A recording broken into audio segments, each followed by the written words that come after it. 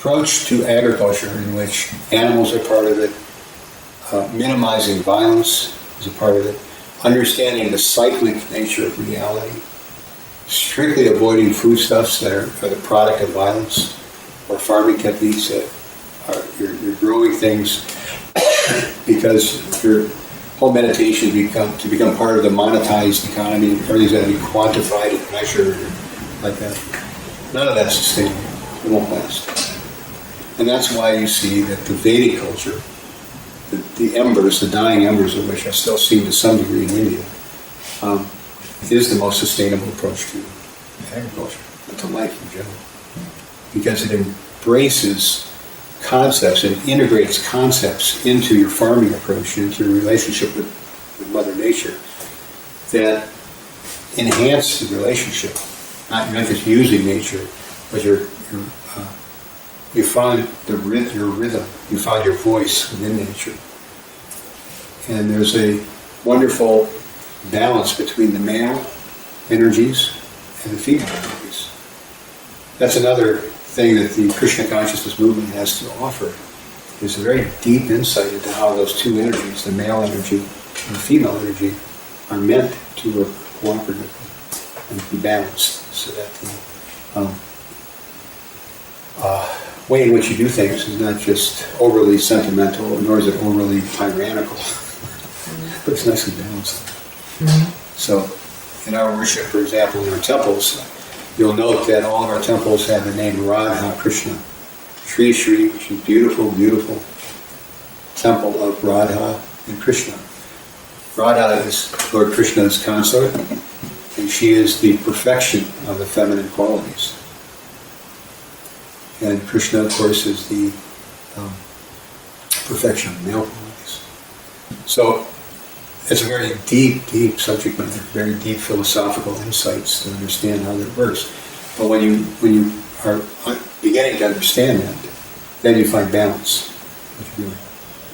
You need both the men and the women. Although my own observation, having mentored a lot of apprentices over the last 10 years or so, is that generally the ladies are more inclined towards sustainability because they have more of a nurturing mood.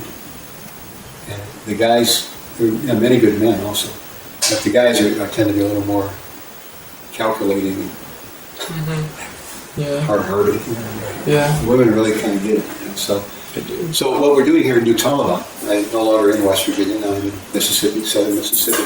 We're creating a training center where you get the best of both worlds. You get real, genuine training in how to grow food on 3 levels. One is on the level of backyard garden, just for your own needs. Market garden, in other words, you want to grow a lot of food for a lot of people, and perhaps be able to market it to sustain yourself, maintain yourself economically. And mini farming. In other words, smart farming in, say, 5 acres or less, which I personally believe is the future. These big farms are going to go down because they're just not sustainable. And what people are really looking for, what they're really hungry for, is not just healthy food, but healthy social environment as well. They're looking for that camaraderie and that sense of belonging and inclusiveness and interdependence that used to characterize village life in America, Europe, certainly in Asia, India, all over like that. So that's what we're offering. We're on a very small scale. We're only doing, I think we're doing like this year about 3 acres. But that 3 acres is part of a growing project that will include more acreage and the understanding the value of the cows, how the cows especially fit into that, and how to socially interact with our neighbors around us so that what we grow is relevant to their lives.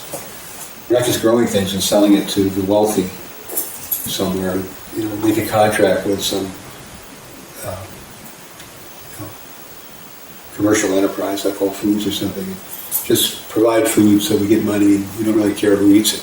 But we actually want to grow it in a way that it's affordable and it's available and it's relevant to other people's lives. Or within walking distance or short driving distance of us. That's our goal. That's what we're really doing. And if people are inspired by that, they naturally want to inquire what motivates you. You're obviously not making money off of this because of how your price structuring and all the blood, sweat, and tears that go into it. So what's motivating? Why do you do this? And why do you go through the effort? And of course, that gives immense opportunity. It opens up the heart for understanding the deeper spiritual issues of love of God. And that's really what we're about, is making that